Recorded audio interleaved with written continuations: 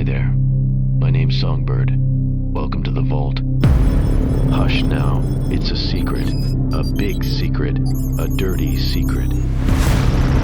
All part of the biggest, dirtiest, most far-ranging conspiracy of all time. That's like ever. And over the course of this series of transmissions, I'm gonna prove it to you. It's all here in the files. Don't go anywhere. This is full disclosure. All the way. And tonight we're talking the 0 point. ZPE, 0 point energy, the energy that's available free of charge. The energy that lifts UAPs into the air cleanly, noiselessly, seamlessly, beautifully. Unlike this.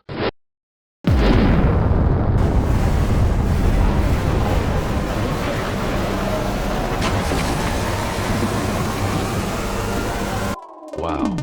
I lifted this little Bauhaus beast from a file y'all should be familiar with by now. Roswell File 13, the lost Roswell file.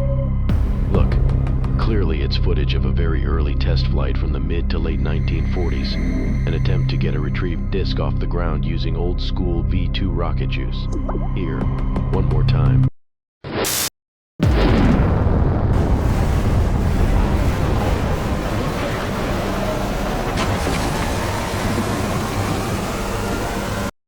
Yeah, I guess the back engineering program still had a ways to go at that point.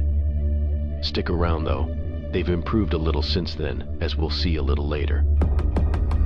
Okay, so tonight we're talking the 0 point, the big secret. Not only what they're hiding from you, but more importantly, why they're hiding it. I mean, the official word is that it's fear of public reaction that's preventing full disclosure. Not only disclosure of the visitor's presence, but also of the technology we've gleaned from them. Evidently, the government is concerned that if they come clean and tell y'all the truth, I mean like the whole truth, it'll likely cause mass hysteria and panic. Our social and political structures will come tumbling down. Our religions will fizz out like cheap fireworks, and people won't be able to deal with the reality of that. This is the story. This is what they're trying to sell you, and while some of you might think there's something in it, in truth, let me tell you, it's a bunch of regurgitated horse shit. I mean, I can only tell you what's in the files. And according to the files, the Big Fear Initiative is a deliberately contrived counterintelligence operation that's been active for decades. Deny, debunk, discredit, deceive, disinform. Say again. Deny, debunk, discredit, deceive, disinform. It's a deliberately manufactured stratagem designed to keep us all shaking in our size 9. I mean, for sure it's what the authority want y'all to believe, because for as long as they're able to keep the big secret from you, the fact that the visitors are real, that they pose no discernible threat, and that they're waiting just beyond the veil with a pocket full of $0.0 energy all primed and ready for use. For as long as the authority and the governments they control are able to keep that secret from everyone, then the global power structures they preside over remain firmly intact. Their wealth, status, and power base all remain solid, unchallenged by the new reality the visitors bring with them. It's that simple. Sound crazy? Stay with me. Take a look at this.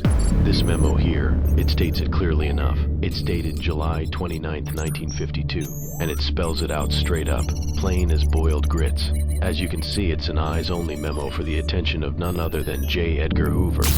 For those of you too young to remember, J. Edgar Hoover was the infamous director of the FBI back in the day. So it's an eyes-only memo for the attention of FBI Director J. Edgar Hoover, and it says right here, look, continuation of mass fear initiative imperative at this time, now more than ever. It's signed TA, the authority. For the record, this memo was written in response to the well-documented wave of UFOs that invaded the skies over Washington, D.C. in July 1952. An event worthy of retelling for sure, and something we'll no doubt scope more closely down the line.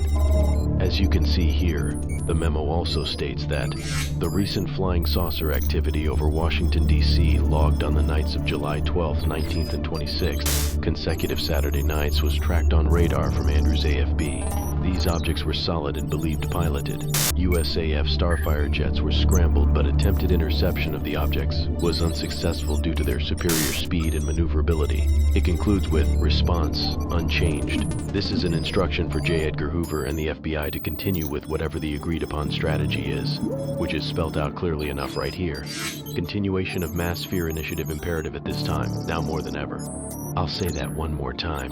Continuation of mass sphere initiative imperative at this time, now more than ever. It closes with, await further instructions. As I say, this is one among many events involving a clear and obvious show of defiance on the part of the visitors, and one more than worthy of closer scrutiny down the line. But I want to stay with tonight's theme right now, so I'm only including this memo here to show you that the government sphere initiative is not only real, but that it's been an active program since at least 1952. It's this program, this initiative, that sits behind the whole mass panic shit show being offered up by the government as a phony reason for withholding information and preventing disclosure about the visitors. I'll dig out more from the files moving forward to back up what I'm saying here. But right now, I gotta move on. I want to show you the footage I said I'd get for you. The crash-retrieval footage from File 13, the lost Roswell file. Remember last time we saw the first part of that footage which showed the military arriving on the scene of the crash? I'll show you again, just to refresh your minds. This footage here. Keep a 40-foot perimeter. Nobody gets inside unless I say so. Yes, sir. Smoke's still coming off the hall. Doesn't look like anything we've built. Just hold the line. The lab boys will be here soon enough. So the officer in command, he's standing just off camera, and he's saying they need to keep a 40-foot perimeter. Here. Keep a 40-foot perimeter. Nobody gets inside unless I say so. No one gets inside unless he says so. Then one of the guys responds with, yes, sir. Yes, sir. Yes, sir. Now it's looking here like he's already given permission for these two dudes right here to get in and take a closer look. Smoke's still coming off the hull. Doesn't look like anything we've built. Smoke's still coming off the hulls, one of them says. And then he says the craft doesn't look like anything the U.S. military might have made. Doesn't look like anything we've built. Doesn't look like anything we've built. Doesn't look like anything we've built. Doesn't look like anything we've built. At this point, the senior officer tells them not to panic. Just hold the line. Here. Just hold the line. The lab boys will be here soon enough. Wow, yeah. The lab boys will be here soon enough. Okay, so this is the point that's of real interest to us here, because the footage I told you about at the end of the last transmission, the footage I said was crazy-ass bad. Well, this is it coming up right here. Look. It's footage of the same retrieval operation, but clearly it was shot later in the day, that evening or that night when the lab boys finally arrived. You can see the two white coats here inspecting the craft. Here, listen, I'll play the original dialogue. It's all scratched up as you can hear, but you can see what's going on. Here. Estimated percent impact velocity. You gotta feel big. Identical. Starting to think they're doing this. That's all she wrote for now. Like I say, the audio's all noise on this original clip, but I managed to clean it up, and I'll play you the cleaned up version in a bit because it ties in real neat with the point we're coming to. Man, these images all by themselves are crazy-ass wild, but when you hear the convo between the lab boys a little later, gotta tell you, it'll jizz up your neurotransmitters to a whole new level. It'll also help to verify the part of the story I want y'all to get down on, coming up in just a bit.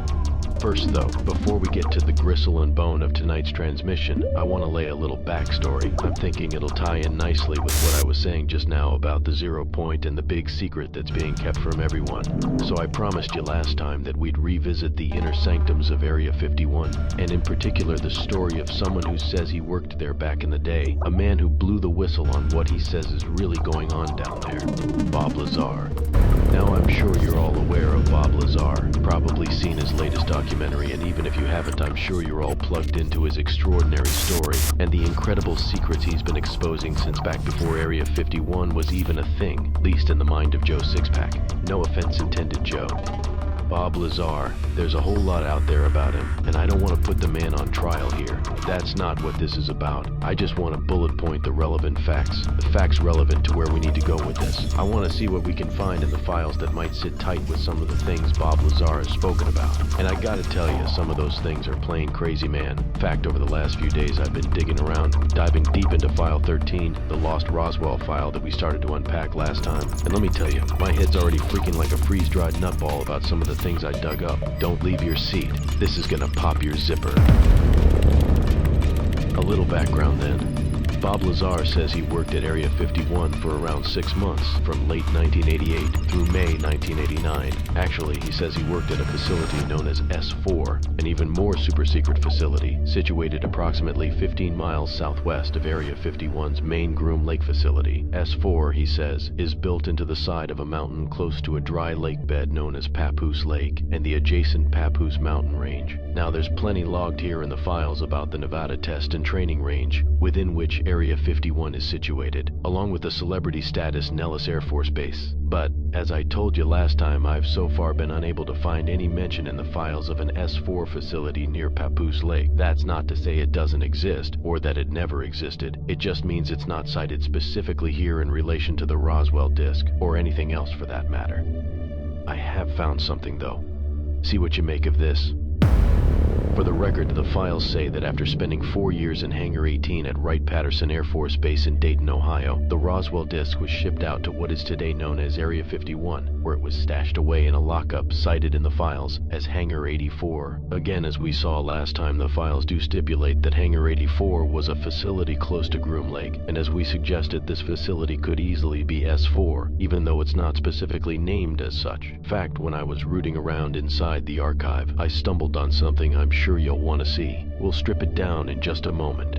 So S4 is where Bob Lazar claims to have worked on back engineering the propulsion systems of recovered, captured, or otherwise acquired extraterrestrial craft. This is where the 0 point comes shouting at us loud and clear. I mean, that's what we're talking here, right? Electro-magnetics, electro-gravitics, gravity fields, anti-gravity propulsion. In short, free energy. ZPE, 0 point energy. We're gonna get into the 0 point a lot in the coming transmissions. We already covered it very briefly in the last transmission, transmission 6, so check that out and let me know what you think in the comments. As I say, we'll dive deeper into the 0 point moving forward, but I want to stay with Bob Lazar's backstory for the moment. So he says he worked on back engineering the propulsion systems of recovered, captured, or otherwise acquired extraterrestrial craft. In fact, he says he saw 9 such craft while he was working there, and claims he even witnessed a test flight of one of those craft, a saucer-shaped craft he nicknamed the Sport Model because of its sleek, shiny appearance and its seamless maneuverability in flight. I'm guessing the test flight he witnessed was a little different to the one I showed you at the top of this transmission, where they're getting that thing off the ground with good old-fashioned V2 rocket juice. Yeah, that test flight. The one that shows how the so-called conscious apes ain't so conscious after all. Anyway,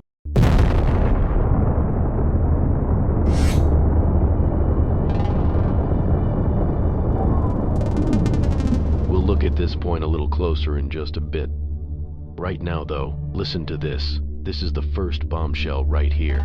As we saw last time, the file states that the Roswell disk was housed not at S4, but in Hangar 84, located in what the file describes as a facility close to Groom Lake. As we've already surmised, that facility could actually have been S4, a fact that got me thinking. So I dug a little deeper into the archive. Then I dug deeper still, until eventually I found this. Yeah, load up, feast your eyes on this.